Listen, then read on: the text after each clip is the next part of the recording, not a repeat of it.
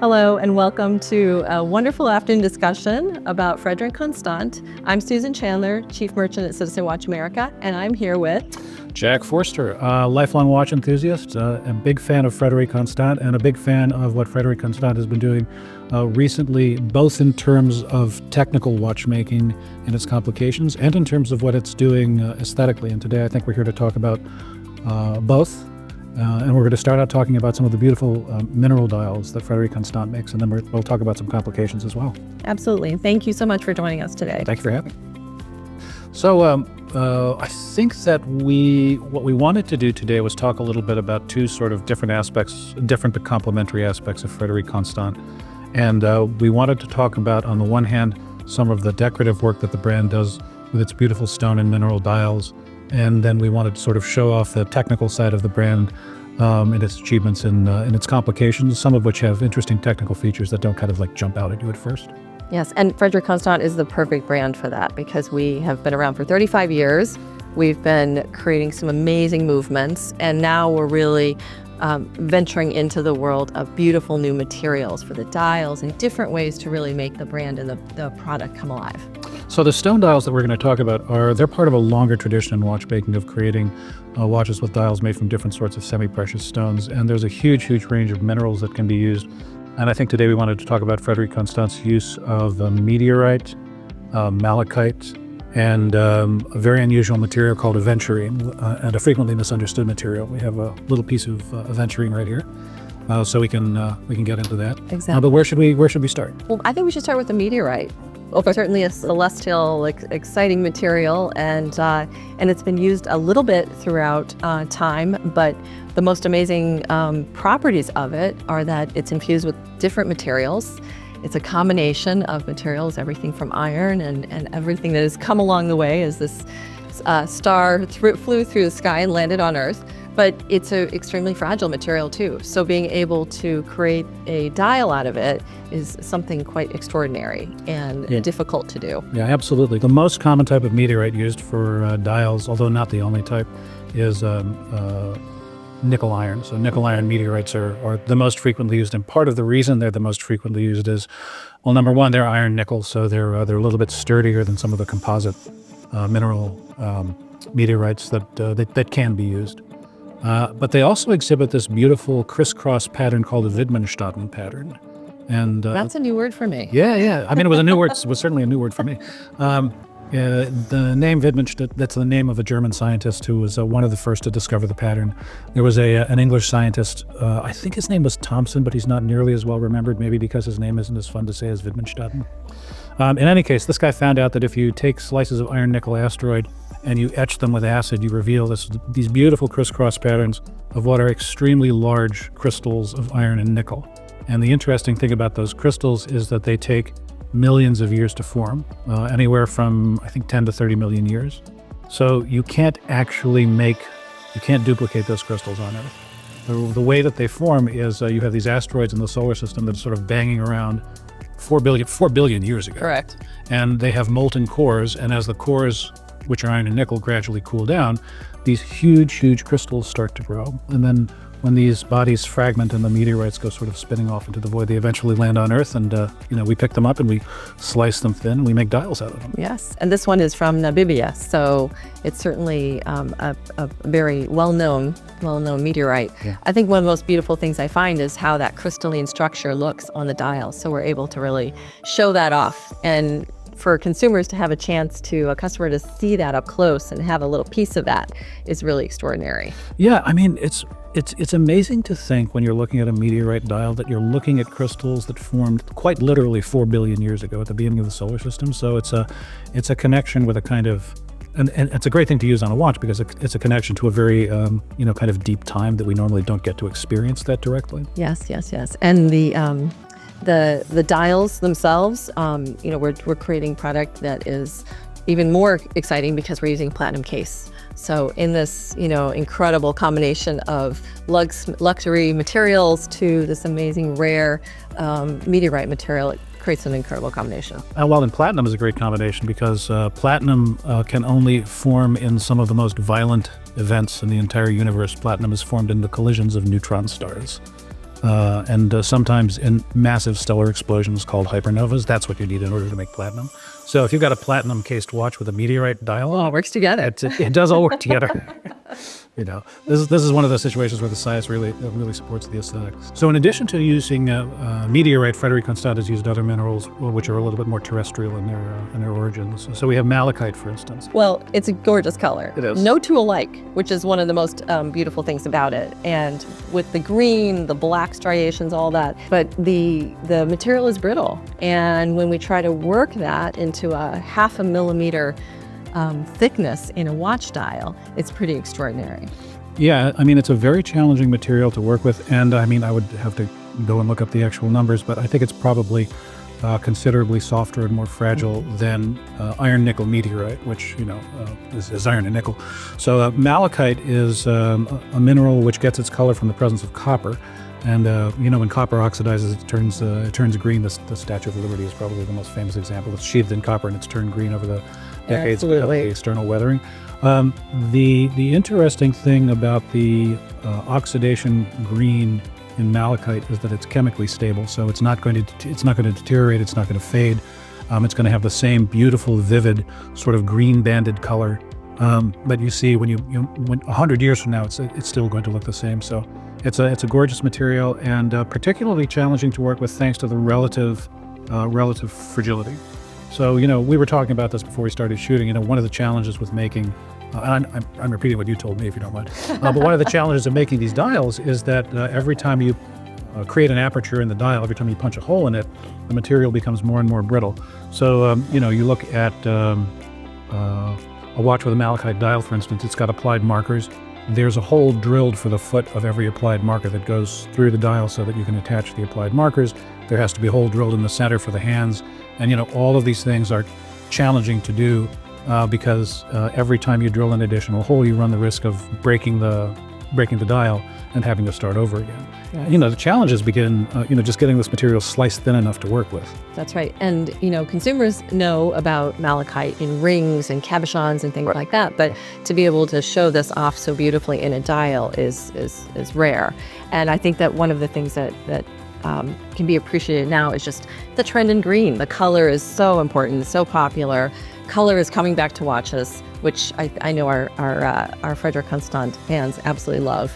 And this is a really beautiful, unique way for us to represent it. Yeah, and I think it's fantastic that color is coming back a little bit to watches. But I mean, appreciating some of these materials for their aesthetic properties and appreciating the craftsmanship that goes into being able to create one of these dials is, I think, it adds a whole nother dimension to watch collecting. Yeah, and I think the Moonphase on this watch, which is particularly, I would say, even a little understated, really allows the dial to shine when you have all of these parts and pieces that come together to make it, the whole thing. So yeah, and there's something kind of magical about malachite. I mean, not for nothing do we associate certain kinds of precious stones and semi-precious stones with mystical properties. And you combine the sort of aura of the moon with the aura of malachite, and you have something that feels kind of magical on the wrist. Absolutely, it's a gorgeous thing. And then we also have Aventurine, so a very unique material. Yeah, Aventurine is a lot of people think that Aventurine is a mineral, and there is a mineral called Aventurine.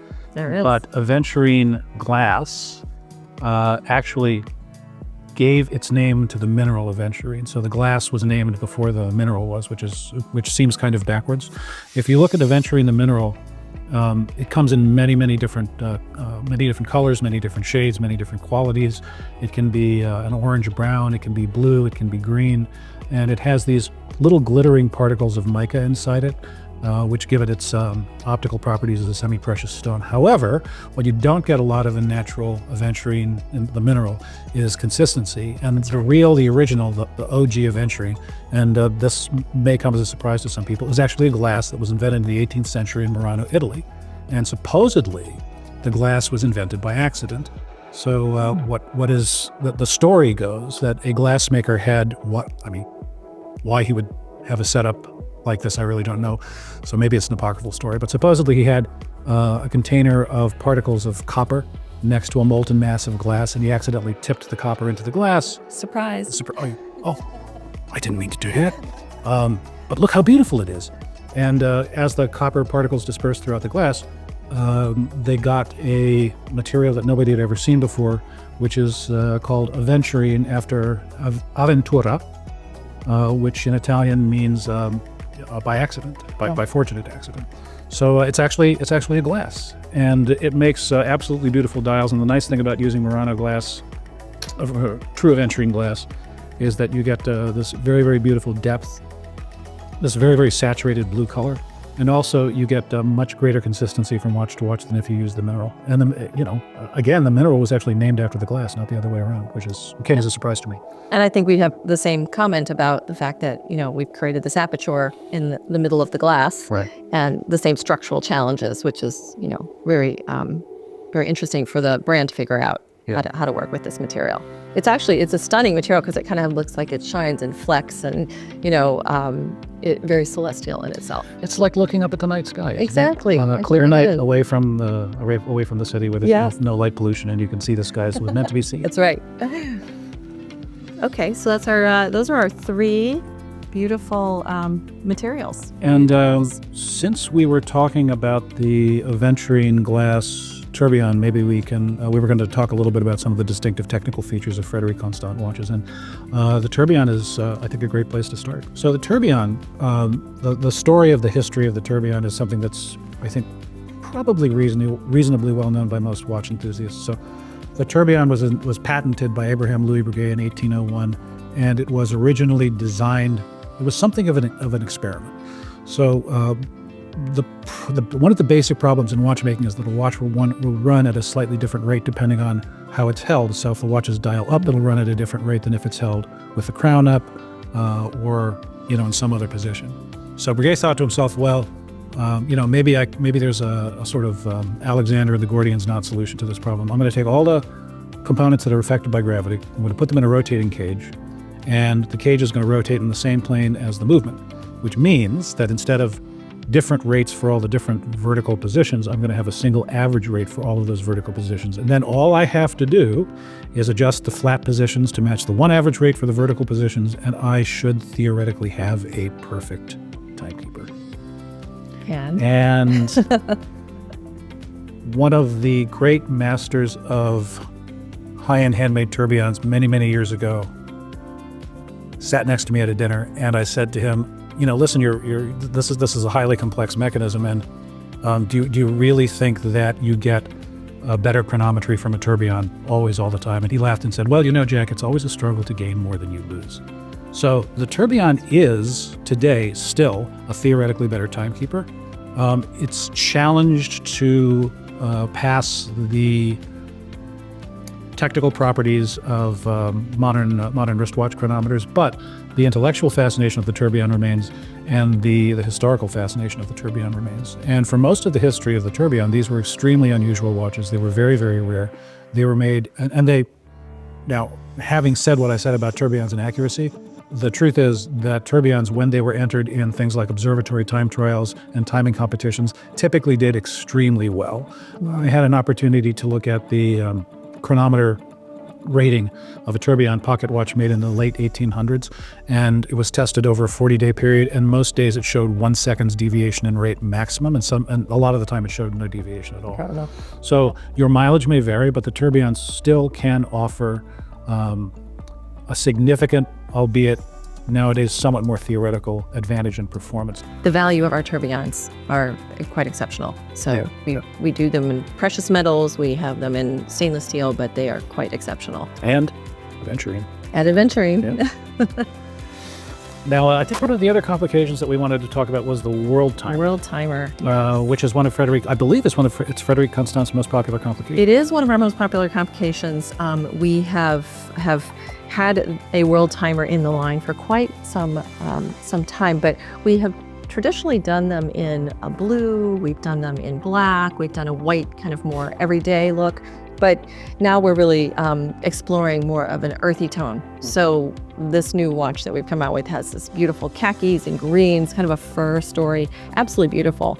And the one I'm holding actually is set in rose gold. So it's really quite a nice combination in color. Again, we talked about color, and this is where greens are popular, but also getting into this sort of more subtle look to it is really, really nice. And of course, the complication is a real winner across the board. The Worldtimer fascinates me because it's both a very modern and a sort of very nostalgic complication. The first Worldtime watches were made in the 1930s, right at the beginning of the time when people were starting to travel internationally, much more than they had previously. So we had steamships crossing the Atlantic on a regular basis.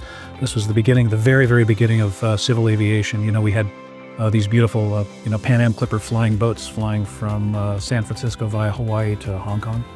And knowing what time it was all around the world went from being kind of an abstract thing to being something that reflected the way people were living. Yeah, very important. And it reflected the Worldtimer in its beauty and its complexity reflected the luxurious nature of international travel in those days.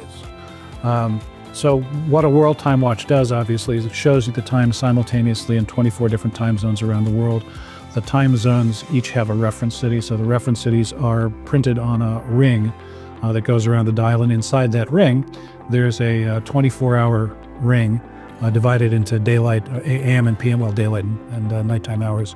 And that ring rotates so that at a glance, you can see what time it is and whether it's AM or PM in any of the 24 reference cities around the world. And there are some watches that are they're dual time zone watches, 2 time zone watches, and they look like Worldtime watches because they have reference cities printed on the dial. Yeah. And that's one way that you can implement a 2 time zone watch, but it's not an actual Worldtime watch. The characteristic of the Worldtime watch is that is this rotating 24-hour ring that lets you see the time in any reference city around the world. And one of the interesting things to me about Frederic Constant's Worldtimer is, well, that one is a note having to do with the complication. So usually Worldtimers don't have a date, and a date is a very useful function to have, especially if you're traveling. So a Worldtime watch with a date is already a fairly unusual thing. In order for the watch to work, the city ring has to be able to rotate and the 24-hour ring has to be able to rotate. But both of those rings intersect the subdial that shows the date. So how does that work? The subdial that shows the date should block the rings from being able to turn. But if you look very closely, you can see that the subdial for the date is actually raised very slightly above the plane of the dial so that those 2 rings can pass underneath it, which is a very cool, kind of additional design feature. Yeah, love it. Absolutely fun. And then the case back, of course, you get to see a little window into the back, which is one of the features we put in many of our automatics. So it's a really nice. Yeah, I mean, I think a display back is just a wonderful thing to have, especially if you have a watch whose interest stems from, kind of, or at least in part stems from its technical properties. Yeah, the complications. So a very beautiful example of the Worldtime, unusual in having a date and very unusual in the way that the date has been integrated into the overall design. Yeah. Fantastic. And then there are also from Frederic Constant, not necessarily everything is a Tourbillon or a Worldtimer, right? You also have some beautiful time-only watches and also Chronograph, an automatic chronograph, which was launched in 2022 and is out, I think, in a couple of new versions this year. We have a couple new versions in 24. We have this beautiful new steel chronograph automatic. And this piece is part of our Highlife collection. So this collection really took inspiration from the start of the company many years ago, reaching back into the history. And the Highlife is now really one of our most successful, very exciting, both men's and women's designs in the collection. So we're very proud of the workmanship, the design elements, and then being able to bring in our chronograph automatic is a really great addition. Right. And the chronograph, it's an automatic chronograph movement from La Joux-Perret. From La Joux-Perret, which is one of Frederic Constant's partners in Switzerland. Yeah, it's one of our partners in Switzerland. And so it gives us a chance to really bring new movements, modifications, et cetera, with one of our in-house partners. So La Joux-Perret, I was wondering if you could talk about that partnership a little bit, because La Joux-Perret has a very high reputation for creating very sturdy, reliable, but also aesthetically pleasing movements. Mm-hmm. I mean, it's a formidable company that has certainly been able to create movements within the industry that have set some new like you say, reliability, very, very good quality. And we are starting to add them into a couple of our collections, not only into the Highlife, but we also have them in our new Premier collection. We can talk about that in a minute. But it's really, I guess, a privilege to be able to have a part of our organization that is able to supply us with these amazing movements. Yeah, I mean, from a design standpoint, it's a beautiful chronograph. The chronograph pusher feel is absolutely fantastic. And I mean, it's something that we take a little bit for granted nowadays, but the automatic chronograph was actually one of the last major complications to be produced. So you would think it would be something like the minute repeater or the Worldtimer or the perpetual calendar, but all of those problems, the problems that those complications raised, were basically solved by the end of the 19th century.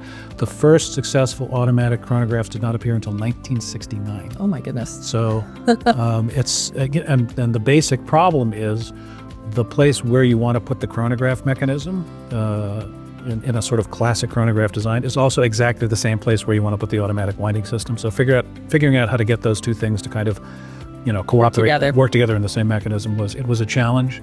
And I think La Joux-Perret and Frédéric Constant have done a great job in kind of expanding the vocabulary of self-winding chronograph movements. And then our Premier, which is a beautiful classic, really nice mid-sized case and gorgeous dial. I mean, it has all the attributes of a beautiful classic watch. A great first watch even for. I mean, it could be a great first watch. It could be a great last watch. I mean, I think that there's a lot to be said for the notion of a watch that can be worn on a daily basis and which provides you with just greater and greater satisfaction the longer that you own it. And I really feel like this falls into that category. I mean, the size is fantastic. It's a very, very classic design, with the Breguet hands and the sort of different textures and different levels on the dial. It just works. And it's the kind of watch that you could have on your wrist and not particularly think about for several hours at a stretch. And then, you kind of push yourself back from your desk after attending your, 15th miserable Teams meeting of the day. And you can look at your wrist and you get a little, you get a little burst of serotonin. Smile. Yeah, it puts a little smile on it. Exactly. Yeah. And I think that this is a really extraordinary collection. And we have several versions, mother of pearl and, the beautiful sunray finishes and the guilloche. So, it gives lots of options. Yeah. To get into this, but again, it's a really good classic watch, and 39 millimeters is just the perfect size. Well, Susan, this has been fantastic. Really, really enjoyable to talk to you about these watches, and to see kind of across the board from, I don't want to say entry level because it sounds as if you're settling when you say entry level, but from simple classic watchmaking all the way up to complicated watchmaking. There's a unified visual design language in Frédéric Constant, and somewhat quietly, there are some real examples of technical excellence as well. Yeah, it's exciting. Well, I even learned some things today too about the materials and the different history behind watchmaking. So, and all of that is integral in how we got to where we are today. Exactly. I learned some stuff too, but I learned it from you before we started shooting, so I could pretend that I already knew on the cameras came. Thanks again. Good. It's been a Thanks, blast. Jack. Yep.